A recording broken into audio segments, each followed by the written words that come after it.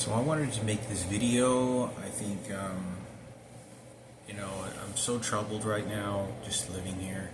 I'm trying to look for another place to live. This is what the circumstances before I get into some new updates, some new ideas that someone, whoever it is, if it even matters, can look into. If Frankie's okay. Mentally, I don't know if he had a stroke. I don't know what the circumstances is, just like my mother. So, so I wanted to say I'm leaving this location. I was supposed to leave today, but the guy that I was living with, the Asian guy, changed the situation and said that the person that's living there is going to stay until the 25th or the 23rd. And I said, well, look, I'm going to finish out, I guess. I had to call back the owner, and I'm going to go ahead and move in on the 25th and just finish out the remaining month, because I'm getting a lot of pressure from the homeowner of this house, which she initially wanted me to go ahead and leave on the 25th, which works out just the way the person wanted. But I didn't feel comfortable because I just wanted to leave right away. So I called him. Apparently that's okay. So I thought I was going to get kicked out, call police, all kinds of stuff. So I'm going to be moving out the 25th to this new place. But the Asian guy said, well, I'll let you know if things change again or something like that. So I don't know if I'm going to be able to find another place where I have to go on the run again, move to a different city and live homeless on the streets. I'm not trying to. I'm going to wait. Just like he said, he made an agreement. He said, yeah, you move on the 25th. I said, okay. So that's what the circumstances is right now. And another thing, on another topic I wanted to talk about that's been running through my mind is, I know that I said in this video, or one of the other videos, that the reason I got a flat top when I was a kid, it was before I watched really military movies.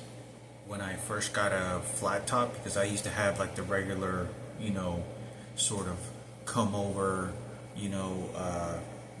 haircut as like that, as like as a kid. My mom used to always have us like real tidy and neat, and before we went to church, and so when I was a kid, I remember this 90% and 95%, and the way that you can verify this is that you can verify it with Frankie. If my mother wouldn't be able to, because she's not going to be able to remember, has some sort of dementia or something that went wrong. And as far as this situation goes, when I was a kid, before I got this flat top, my dad, now I don't know, what I'm questioning, at least at this time, is when this happened, but the thing is, there's no way to verify it, and that's what bothers me. So I have to just, it's gone, just not even think about it. But I wanted to make sure and say something, because my dad got a flat top, I remember, many years ago, and this is how I question about Frankie being raped, more than the time that I went this one time where this brutal fight happened between Bill, who worked at Ed's Joint, and where my Bill worked. I'm trying to talk right now. Hopefully they're not shooting these electronic devices at me, but I think that's I believe that's what they're doing. But my dad got a flat top, and I remember being a kid, and I was like, oh wow, Dad got a flat top. My dad never got a flat top in his life, ever. And he only got this flat top once or twice. I want to say he only had it once. Only once. Because why would he have done this? And I don't know what the reason was, but I find it very weird that my father got a flat top. And I say this because this happened to my mother. My mother went and got a haircut, and they nearly shaved my mother's head off to basically discriminate against her. And it was Diana that sent these people over and gave her a business card. And I remember, said, why don't you go get your haircut? And this is what I talk about. Many years ago, I talked about this already. I went to Blockbuster Music, which is next door to a salon, and I had a soccer game to go to, and I talked about my mother was shaking, and she was trying to make herself look pretty, and I had no idea. I was like, oh, Mom's going to go get a haircut, and then I want to go into one of the stores to just look through some music or items, and I think I may have gone into like some other stores just looking at items till my mom got done with the salon. So I already talked about this story. The person that had nearly shaved her head had done this to her to basically retaliate because Diana sent them. And it was the entire lesbian, transgender, gay community that had targeted my mother. Well, the same situation happened, just like everything else. Frankie being raped, me being targeted as a kid, my mother being poisoned. It all kept on getting worse and horrific, okay? And I've already said these in these videos. Well, when I was very young, I was about 6 to 8 years old. This was before Frankie got raped. That incident at Bill's haircut salon. And this was before that. And I remember my dad, he went to get a haircut. I didn't go with him this time that I can recall. But I remember he got a flat top. And I say this because barbers and salons, when they want to make you look ugly and they want to disfigure a personality or something about you, they'll fuck up your haircut. They won't. It's one of the things that they can discriminate against you, so you feel toward yourself. And every female knows what this is. So I say this because this has happened to me. I haven't been able to have a comfortable haircut. I've only had maybe like 3 different comfortable haircuts in the last fucking 10 years. And I'm not kidding. For many years, every time they kept on shaving my head, screwing up my head, I couldn't get a haircut, just like I couldn't eat at a restaurant, just like I couldn't find a place to live, and they wouldn't let me, just like they wouldn't let me work. They would make me sleep through trash cans and try to fight me or spit at me, throw food at me. It was just that's all the life that I understood, and that's all they were doing. And still to this day, they do a lot of that. But I say this because my dad never got a flat top again. And I'm thinking that why would have Bill done this? And you can ask Frankie to verify this if he can remember, if he's okay. Mentally, he can remember. He remembers my dad getting a flat top. Obviously, Frankie can verify and tell you that if he's perfectly fine and he spilled the beans on everything, he'd be able to tell you if he was molested. He'll tell you if he was molested, if he spoke with some counselors before that incident. And in my opinion, I think he did. I think that the reason Bill Frankie gave my dad a flat top was probably because he messed his hair up, and it was just, oh, let me give you a flat top. And I want to say, I could have been there, but or one of these visits, but it's very vague to me. But I do know that he got a flat top, and I want to say that it was after I had gotten my flat top, and I thought it was because my dad wanted to get a flat top because he wanted to, attach himself to me, and like he was my dad, like we're the same. And we were very close growing up because I had gotten a flat top because Mikayla I saw with a flat top, and I was like, oh wow, I guess that's the thing, that's the cool thing. So I wanted to say this because I think it's important that behavior could have indicated or something that could have happened before before this incident had happened over at Ed's joint at that place. And I thought I'd just mention it. I don't know, it really doesn't have so much credibility because if you ask Frankie and he said everything, then you'll be able to verify more of it. But it can verify what I'm telling you is the truth. That's for sure, even more. But that's really what's kind of going through my mind. And I remember my dad getting a flat top, and he did it after me because he was probably like, like we're the same or whatnot. But because I keep getting these images of my father sitting in a chair. And I remember him getting a haircut, and like the guy messed up his haircut, and he was like, oh, okay, well, so what? So my dad was very tolerable. Like, he tolerated a lot of shit from a lot of people. You can imagine someone had lived during an era of racist he had to have.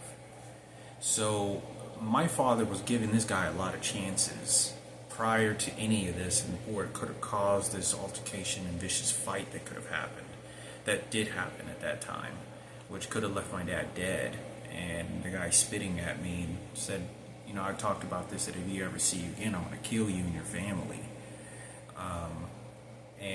I talked about that many years ago. But I talked about that in other videos. But I thought I'd make a video on that. Kind of what's, you know, going on with the living situation and that kind of story. And I wanted to talk more about me moving. I don't know how much longer I'm going to be in Vegas. My plans is to leave Vegas somewhere in August, September, maybe even October, maybe July, somewhere around that time. I will for sure probably not stay until the end of the year. I miss my family a lot. I really miss my family in Dallas. I miss being in Dallas. I have not been in Carrollton, Farmers Branch area since I haven't lived in Dallas, Texas for more than a year. And probably that I can like 10 years that I can remember, because I went back to Dallas several times, but I only stayed there for 6 months, 8 months, 9 months. I don't remember ever recalling staying there for more than a year. Because of living situations, it was almost like I was being kicked out of the entire city of Dallas and every city that it was going to, because they would not allow me to find a place to live. And they were charging up, you know, so much money that they were making sure that I couldn't afford it, and making sure that I wouldn't have any money in my pocket. Basically, I only had like $100, because I'm not in control of my financial situation as much as these people are controlling it, because they can control whether I have a place to live or not. And no one's allowing me to get an apartment, even though I keep signing up for it for 20, 30, 40 different places every 18 months. I'm on so many different registers, and I've Colorado Springs, Denver, Colorado, you know, Dallas, Texas, sending letters and verification benefit letters, anything I could, and they're not giving me a call, and they're not letting me. And even now that I'm on disability for the past 5 years.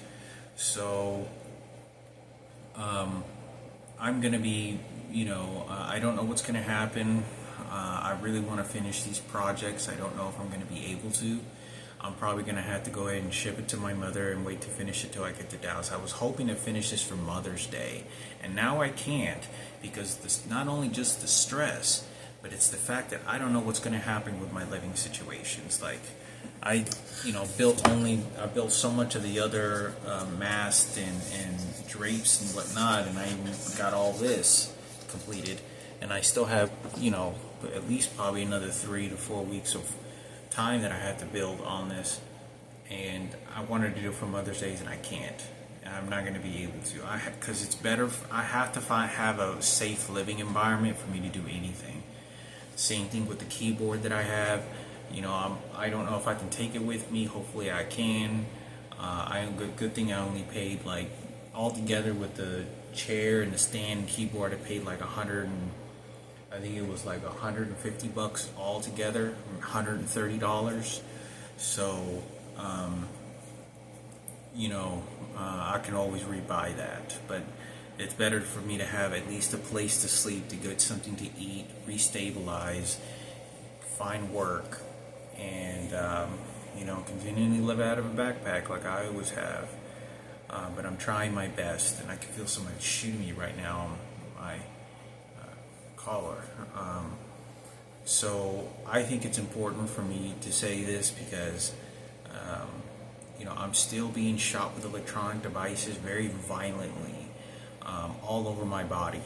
They're only shooting different body parts to mentally control me and mentally confine me to a certain way of life and understanding. So if there's something that they don't like, they don't want me to do, they'll shoot the palms of my hands. So it's like that. Or like they think that I'm going to commit suicide or something. This is so stupid. They shoot my neck just like they did. Or if I start talking about moving, they'll shoot my neck because it's like, oh, you're just moving to die. And it's none of those things. There's nothing in my mind that's anywhere close to that. I love myself. What these people are doing to me is to confine me to that mental belief, and I can't do anything about it. And they're shooting these electronic devices, and so many times that I'm talking or trying to communicate that I'm not able to function. And I feel like somebody's shooting something, and my brain thoughts are really kind of foggy in a way that it's not me, it's someone that's doing this to me.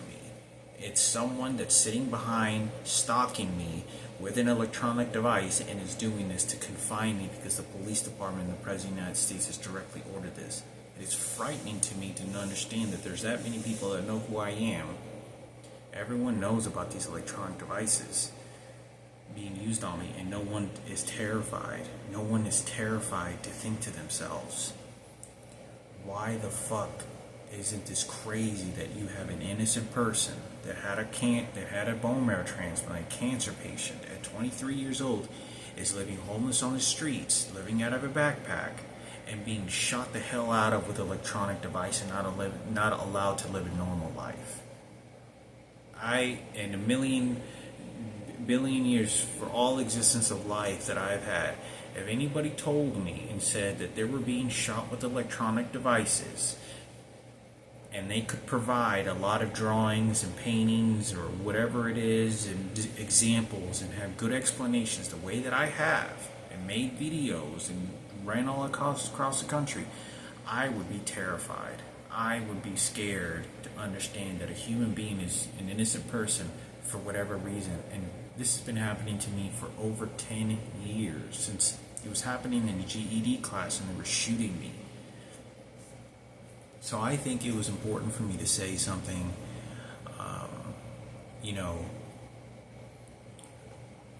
about the situation. I don't know where I'm going to end up. Most likely in Dallas. I could try, for sure I'll go to Dallas for a period of time, but I don't know, all the postings on Facebook and Instagram. As you can see, I can try talking and they won't let me. It's a downplaying device that they're doing to me. It's to dumb me down. But on Craigslist, on Facebook, hopefully I can find some ads. Before everywhere I move, I'm always trying to find like a couch to sleep on for like $300 a month. Because even before I was on disability, I was finding couches to sleep on for like $300 a month, $400.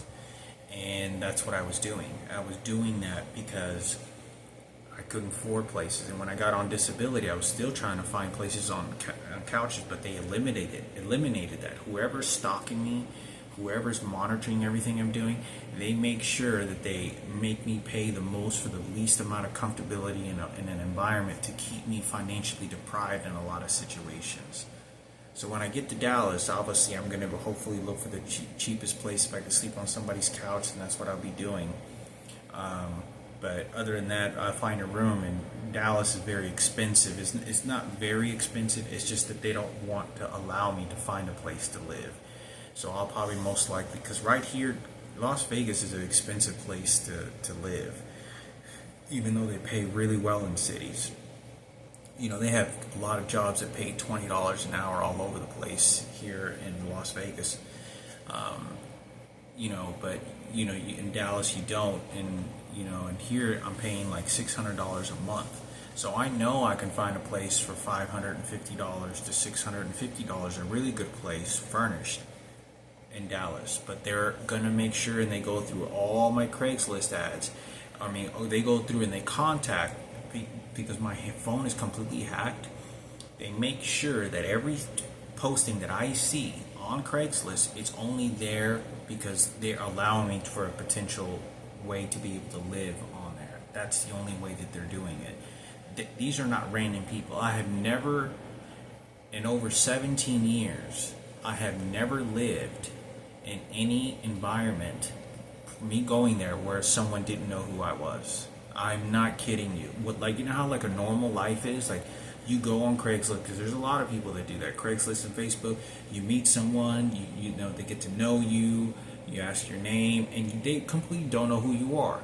That is not the case with me. They will not, absolutely.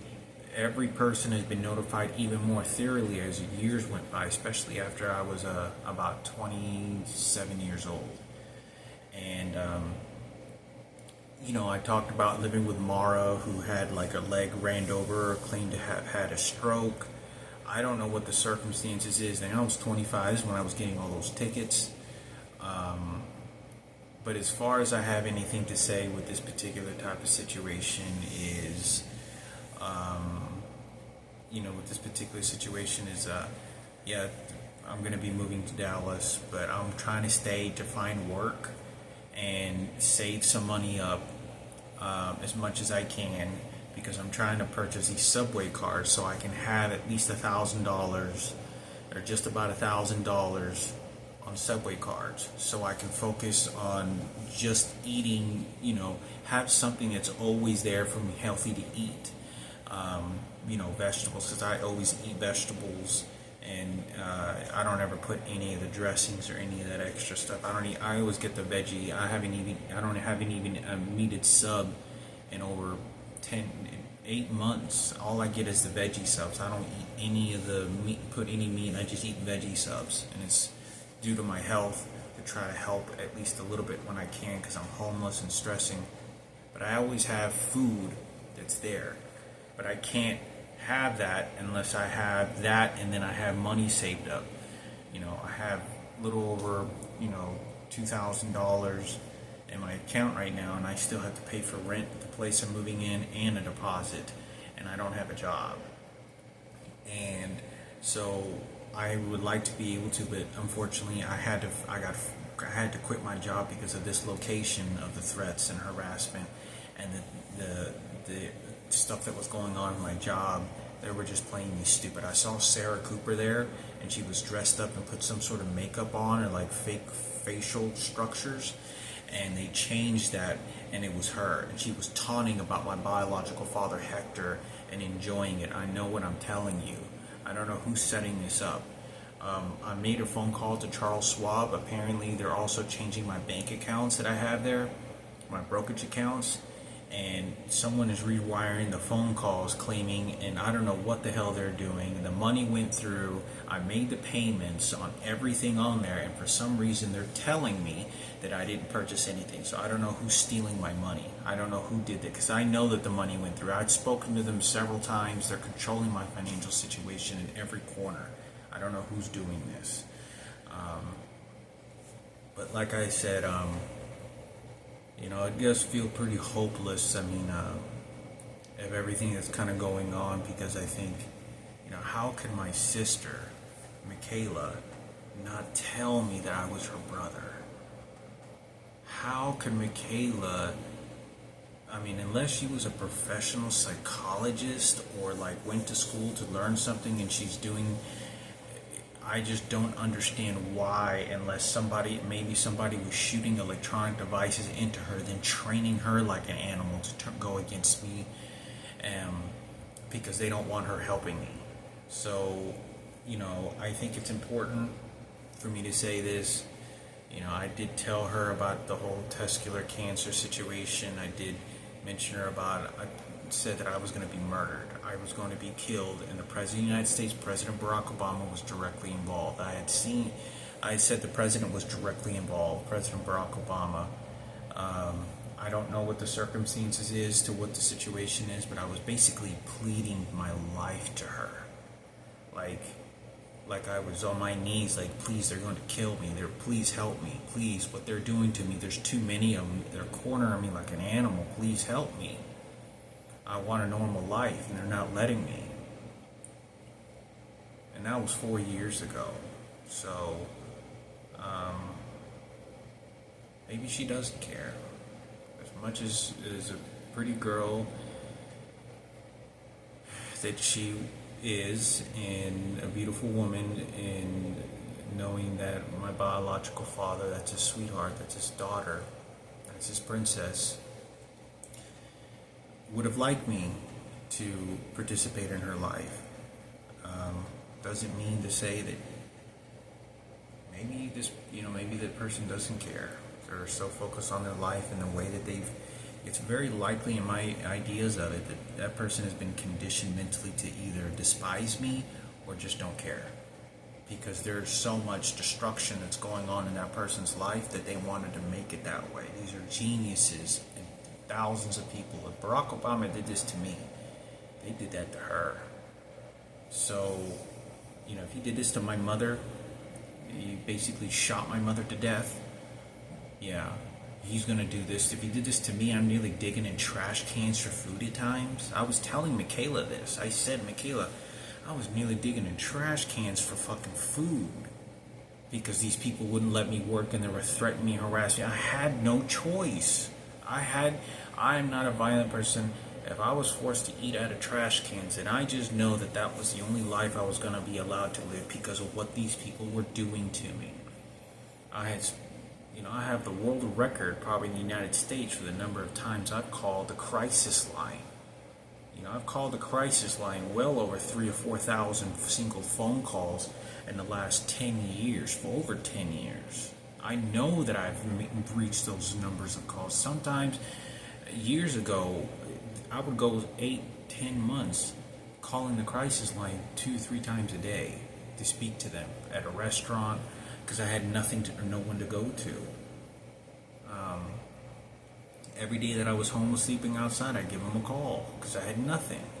They wouldn't let me work, wouldn't let me have a place. They wouldn't let me, just like this place. I don't know who set this place up, but there's no reason this person should have been threatening me and harassed me. I should have been able to live here, finish my model, find a job, and then move out comfortably. But they're not letting me.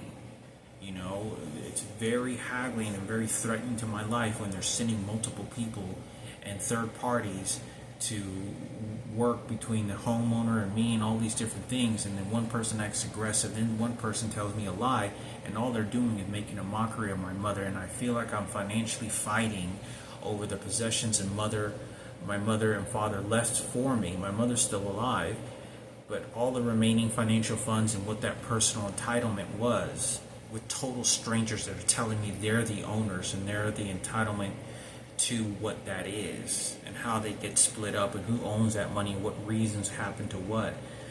And I'm not kidding, there's total strangers that are doing this. So I thought I'd make a video. They're shooting the hell out of my brain. I kind of got a headache right now, but I feel like I can't, even when I'm playing games, I can play games, but I feel like I'm having trouble functioning on normal activities on a repetitive basis, or trying to function or talk sometimes, because they're shooting so many electronic devices at me, and they send people to intimidate me and threaten me. There's somebody, whether I'm walking out the gate like I did 3 or 4 days ago, and someone yells at me and says, "Leave that gate open." It looks some black guy that was wearing all black, like the murder attempt that was placed on me. And he's yelling directly at me. I don't know who this person is, and it goes on that it pickers at me the idea that this is happening. So, like I said, it's very so much that you're not seeing on camera what's happening to my life, and I find a lot of value in my life. Not to give value to the entertainment business or to people that don't give a fuck about it, but I should do what they tell me to do because that's all my life was ever worthy of, to be entertainment. I wanted to be out. The reason I'm here in Las Vegas, it is because there's a lot of entertainment and there's a lot of work. There's a lot of work that pays well. But it's to get an idea that I don't want to be a part of this. I don't like the entertainment. I don't like this whole situation. I'm watching Jersey Shore. I'm watching all these different programs. My name is being mentioned. All reality TV shows, my genitalia is being shamed live on every TV casting TV show. It's just shame and embarrassment and disgrace, and my genitalia, the fact that I got raped by a transgender, it is all coming from the LGBT community, 100%. Nothing in this life, on this entertainment world, or the hate, is all coming from them. It's all the LB gay community and transgenders. That's all it is. I've had hundreds of people that have done so many awful things to me, disrespect me, where I feel in danger that you need to leave a job or run or get away, where they basically are telling me that President Barack Obama has given them an entitlement to do whatever it is they want because President Barack Obama showed up in these separate visits, and they're taking personal orders to protect the president. And I have no fucking idea, and there's no conversation at that very moment or weeks I'm doing at a work site or at a restaurant when I'm sitting down. There's no any of it. They just, someone tells them, they come over to me like they have a gun and they're going to do an assassination. They're going to murder me right there. Or they're going to do a murder-suicide. And I say a murder-suicide is to harm me because they don't care about going to jail. They don't care about going to prison. To them, that's paradise. It's a vacation to them. They go with all the homies and the gays and the gay police officers, and they get credit, and they don't care. But they killed me, and they get presidential credit, and they get all we killed, well, from Michael Jackson. I don't want to be a part of any of this type of mentality. I don't want to be a part of any of that. So I thought I'd make a video. I'm trying to look for another place. This guy may call me, tell me, oh, you can't move in, new surprise.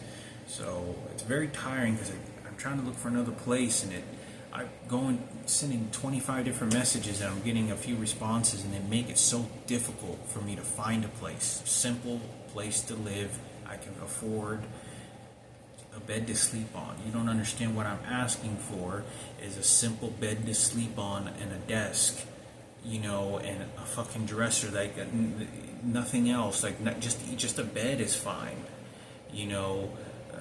I could buy a junkyard desk and a dresser. Like, it's very difficult to even ask for those types of things. I'm very living like a homeless bum, and I'm 40 years old. Doing this for over 10 years. Over 10 years. I'm watching everyone on television, how they support Sarah Cooper. These people don't care about anything. They don't care about anything about the truth. They don't care about how bad someone is or what they did to someone.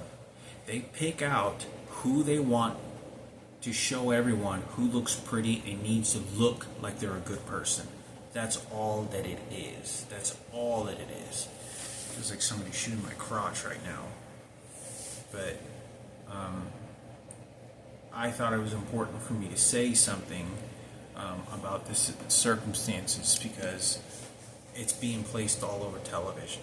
All over television. I mean, it's every ethnicity, including, Hispanics that want to represent Richard Martinez and whatever other information they know. I just heard, my dead sister who died, this little girl who died many years ago, Miranda, I don't know which one is her name, but I mentioned it on a Dream Makeovers home TV show, like they do home remodeling TV show with Mario Lopez. And I think it was Mario Lopez on there too. Yeah, or it was one of the episodes I was watching along with that, and they brought up the name Marissa or Miranda or something, and they were instating that little girl's life, and they were making a TV show out of it, making a mockery out of it, so that they can give the credits to Sarah Cooper and Ken Cooper and the Cooper family. It's just nothing but a joke. The police department is like I said, I was at Caesar's Palace, and they were very haggling and very threatening toward me when I got there, and they're doing this intentionally. Just to target me. I've never, it's very hard because they sent in the hotel manager president of the Caesar's Palace, and then there's other transgenders said that they worked there for 20 years, and he looked over at me and was haggling me because they're representing Sarah, started to mention things and trying to portray herself, because what I actually see in front of me, if they look like Sarah Cooper, like skin tone, facial structure, and they know that Sarah Cooper and King Cooper were helping all their faggots and transgenders, especially the transgenders, and that's what they're going to do to me. They don't care. They don't care about who's good and bad. It doesn't matter. They just pick their fucking side. That's all it is. So I think it's important for me to make a video on this. It's kind of what's going on, and I haven't been really making very many videos, but it's very difficult. Nobody understands what's happening around me, and I try to do the best that I can. I try to do the good that I can. Eventually I'd like to be able to do some more charity work. Like I did, went over to this drug rehabilitation halfway house or something like that, and did some 4 or 5 hours of community service. I like to go to places like that and help people that are in need. Even spend my own money, go to a dollar store and go and clean their home and maybe buy some flowers or plants for them to decorate their house, just to make it that much more better for them, and do something loving and kind out of my own belief. And but like I said, I hope this video reaches out to the right people, because none of it seems these videos are. It's being mutilated. My genitalities are being mutilated on television. Disgrace. Oh, it's small penis. They just shot me in my neck just a second ago, all over again. They're talking about this. All the information about my cancer, possible prostate cancer, is being placed on television and making a mockery of it on television. Jimmy Fallon has made comments about it, and several other people.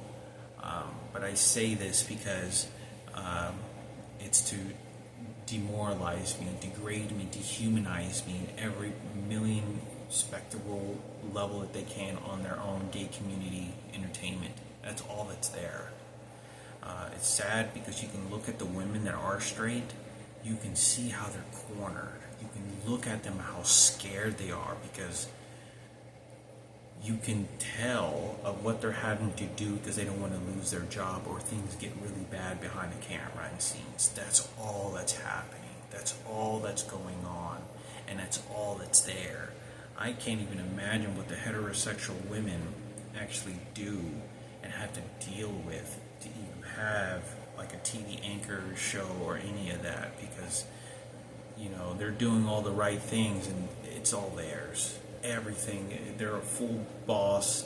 The transgenders are full boss, full control. Gay community, gay men, that's all it is. Straight men do not have a place in this world other than breeding. And when you get older like me, with less options, and to my understanding I'm supposed to be HIV positive, it would terrify me to the bones of death if I were to find out one day, probably when I have cancer and I'm being told I'm going to be terminal, I'm going to die, that I wasn't HIV positive.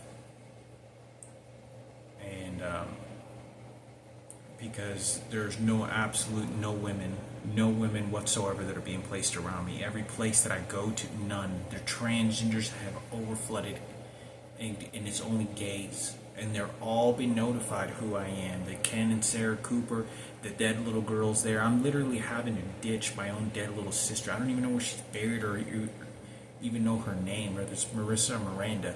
And total strangers are mutilating this little girl in front of me, claiming that they're the owners of the dead little girl and they know her soul is spirit and it belongs to Sarah being the angel. That I can't, my mother and what this person, Sarah Cooper, and that family and Kenneth did would drive anybody to do crazy fucking acts to these people, because of what they're doing as an entertainment enjoy. It was evil. If you want to talk about that, it's evil to what that worthless bitch and piece of shit motherfuckers did to a cancer patient, and to my mother. You don't understand that they're doing this to my mother because she can't think for herself and she doesn't know any better, and they're shoving money down her throat to keep quiet, because they know that guess who's gay? Guess whose gays are? So thought I'd make a video. I'll talk about some other subjects some other time, but there's not really too much more for me to talk about other than still living this homeless bum life.